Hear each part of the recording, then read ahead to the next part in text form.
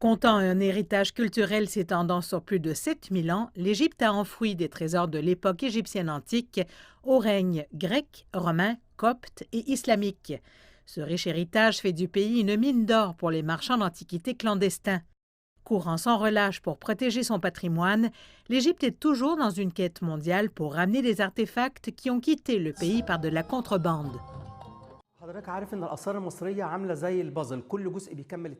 Les antiquités égyptiennes sont comme un casse-tête. Chaque pièce se joint à une autre. Ensemble, elles composent la civilisation égyptienne. La barbe du Sphinx, par exemple, se trouve au British Museum et une autre partie au musée égyptien. Si nous avons toutes les pièces, nous pourrons entièrement restaurer la statue. La récupération des antiquités est cruciale, car l'importance de l'artefact est son placement dans son environnement d'origine. 2021 a été célébré comme l'une des années les plus fastes dans la récupération d'antiquités volées. Le Caire dit avoir ramené quelques 5266 pièces.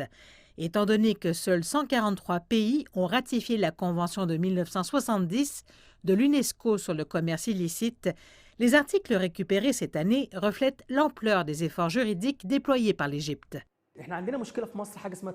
L'accord de l'UNESCO n'inclut pas d'antiquités passées en contrebande avant 1970. Elles ne peuvent donc pas être récupérées. Deux conditions doivent s'appliquer pour pouvoir les ramener après 1970. La première est de prouver qu'elle a quitté le pays de manière illicite et la seconde est de prouver la propriété. Cela ne se produit que si une pièce est découverte et officiellement enregistrée. C'est un énorme problème car la plupart des pièces de contrebande ont été déterrées illégalement.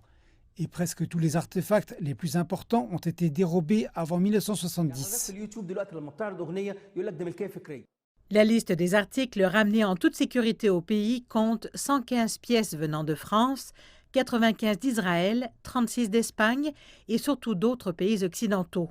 Parmi ceux-ci, de rares documents en papyrus, des statues en pierre, en bois et en bronze, des masques et des morceaux de cercueils antiques. 2021 a aussi vu l'Égypte faire découvrir son patrimoine culturel à travers des événements qui ont attiré l'attention du monde.